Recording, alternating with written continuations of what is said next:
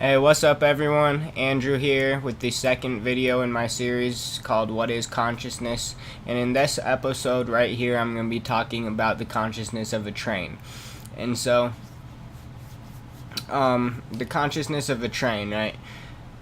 Like, I want you guys to really listen to what I'm saying in this first video because it's like, I know a lot of you understand that consciousness dwells within everything in some kind of way, but I'm going to really walk you through that process of how consciousness dwells within everything, alright, in this video. And I'm probably going to use similar, but not exactly the same kind of like pathing, if you want to call it that, for the next couple videos. But for this one, I'm going to try and make it super clear, you know, what steps you take in order to see what consciousness is inside of whatever it is you're trying to find the consciousness of, alright? And so, with a train, right? I've heard people say that when they think of a train, they think of an unstoppable object, because if you've seen Hancock or like any Wild West show or anything, you know that trains can't be stopped. You don't want to stand in front of a train, it's going to crush anything, even like a tank a train can crush, like, for real. Trains are pretty freaking unstoppable. And you know, the reason for that is because they have so much mass, right? They have so much, they have so much, I was just checking to make sure that the video is actually recording, but yeah, they have so much mass behind them, you know, and the reason for that is because they're big, you know, they're big things. They have, you know, various chemicals or materials or, can't remember what they're called, just like valuable resources like coal and iron and things like that, you know what I'm talking about? Like, they have all these things that they put inside of each cart, and I mean, you know this, but just keep listening. And each of these things that you put inside of each cart and that are connected to the train, and there's like, in some trains there's hundreds of these carts.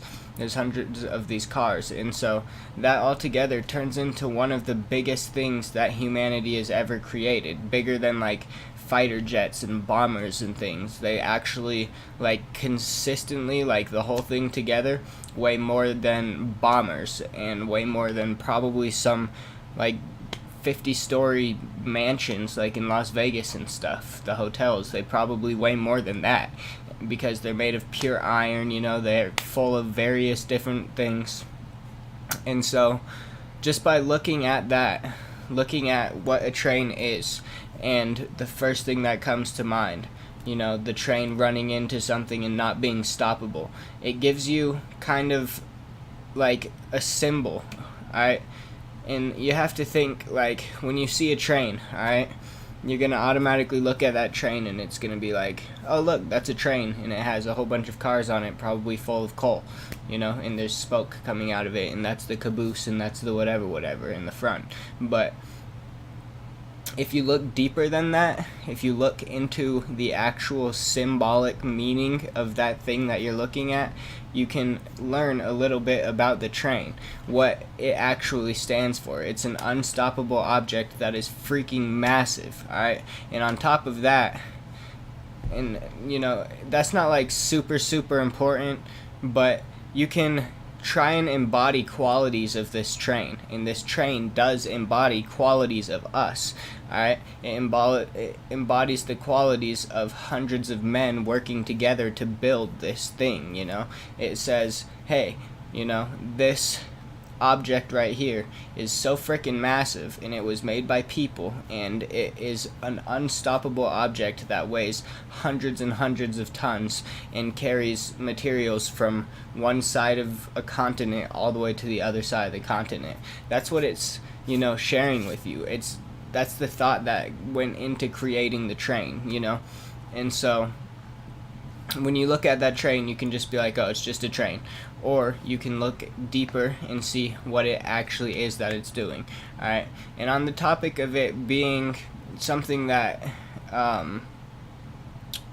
transports resources across the land, just think back to when we made trains. How many hundreds and hundreds and hundreds and hundreds of people on top of like decades of time was spent creating railroads and actually putting these things together and laying them out all over the freaking grid everywhere.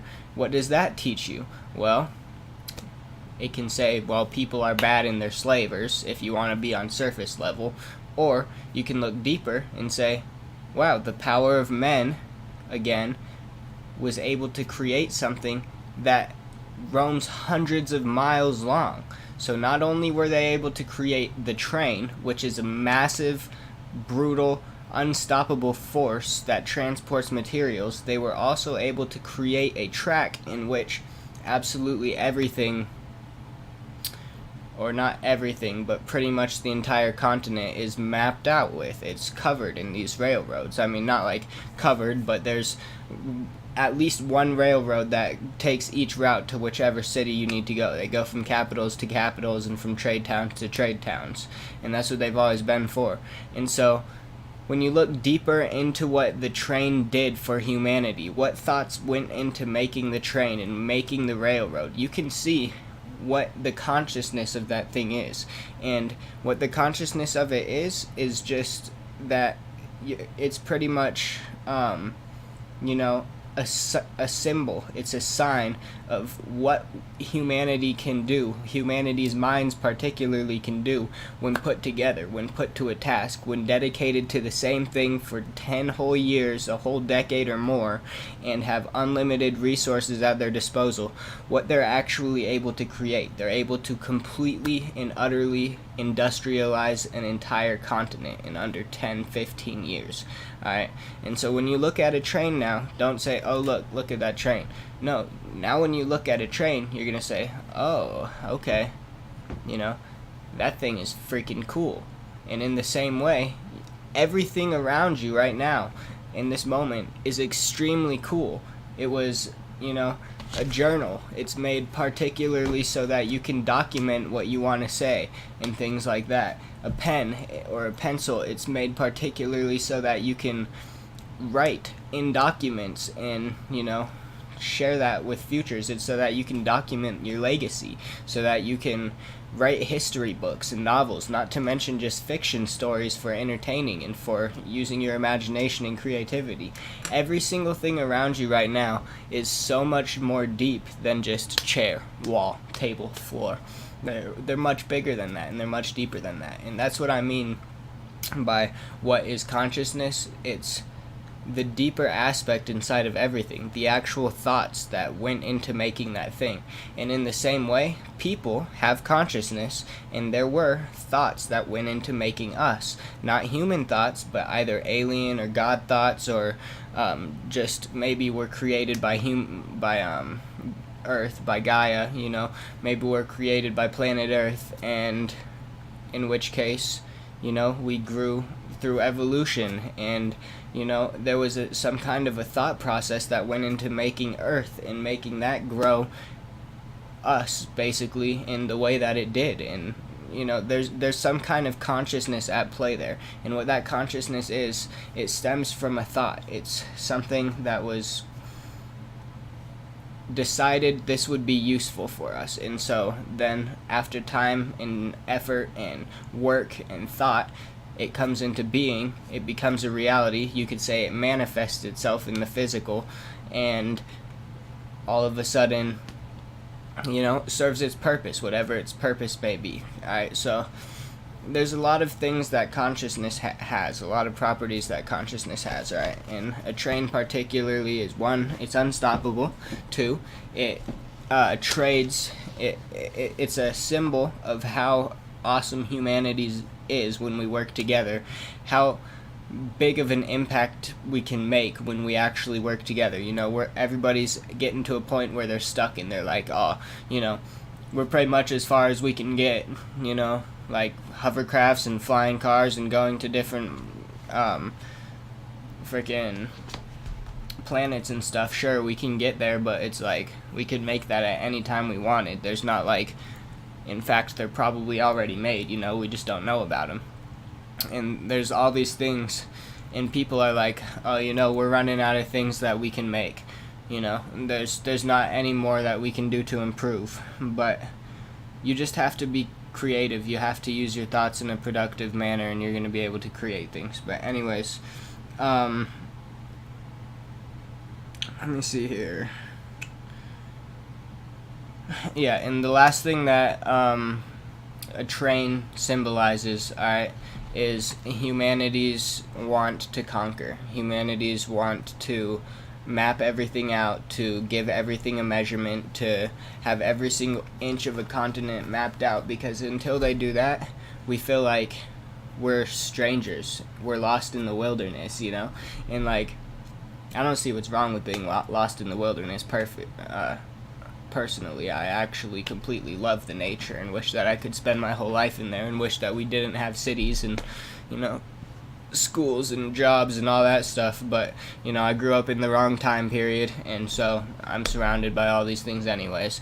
And trains are one of the things that just straight up, if you look deeper into it, you can see that it's pretty much like, I keep saying the word symbol, but it's like a straight up picture of what the human mind does. It wants to control, it wants to be in charge of, it wants to understand, it wants to build over, it wants to industrialize, it wants to, you know, it doesn't want to just let things be the way it is. It wants to change things and make it perfect to its needs. And I'm not one who can say whether or not that's bad or good. Personally, I don't like it. I wish, again, that we could just live in the nature and just love planet Earth how it is. But either way, you know, that teaches us something about ourselves. And what that is that we're really insecure with just leaving things the way that they are. We feel like we have to add our own personal touch to everything, and we have to control everything. And so that is the consciousness of a train, in my opinion. Obviously, it probably goes a lot more in depth than that if you want to spend time on your own thinking about a train, but you know, don't think of that as stupid, thinking about a train, spending all of your time just thinking about a train. No, you're going to learn things about yourself. You're going to learn things about the way you think and the way humanity acts and why we're at the place that we are at. And in the same way that I just explained to you my opinion of the consciousness of a train, you can find out things about anything. Why do you have walls? Why do you have floors? Why do you have notebooks? You know, people need a legacy. Nobody wants to die and not have their name written down. But do you think animals care if their name's written down in a book? Do you think trees care if their name's written down in a book? And if you don't think they're conscious, you should think again, because I'm going to definitely make episodes about, you know, trees and maybe books later on. So, you know, they're definitely conscious, they definitely have a spirit to them, and they're definitely trying to express something outwards to the world, just as every single one of us are trying to express things out to the world. So that's the end of this episode, guys. Hopefully you learned a little something about trains, and even more importantly, hopefully you learned a little bit about the consciousness that dwells inside of every single being, and hopefully it interests you, and you're going to be, you know, more apt to looking at things in a different perspective and looking into things a little bit deeper, so that your life isn't just so bland and covered in stupid, annoying things that other people made. You can see how they're actually related to you and how they can help you grow, and how you, just because of just all these random things, have a part and you have a purpose. You know, if you don't like walls, then go tell people. Go explain to people why you don't like walls. They might tell you that's stupid at first, but, you know, maybe you think that we don't need walls, you know, or whatever it might be. And so, yep, that's the end of this video, guys. Hope you enjoyed. If you did, I guess it'd be cool if you shared it with your friends and stuff. But anyways, yep, look forward to making more videos. Hopefully you look forward to seeing them. Hopefully you learn something cool. And yeah, that's it. Peace out. Have a good day, guys, or good night, whichever it may be. And thanks for watching.